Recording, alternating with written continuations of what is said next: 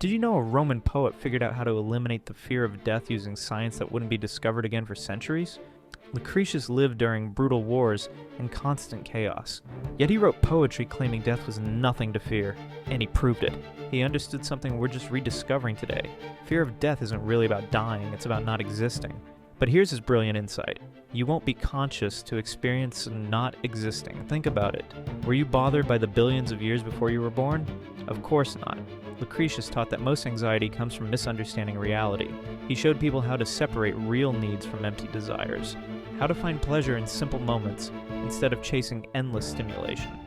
His techniques influenced everyone from Renaissance thinkers to modern therapists.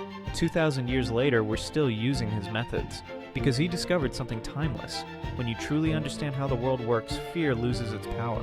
Your anxiety isn't about what's real, it's about what you don't understand yet.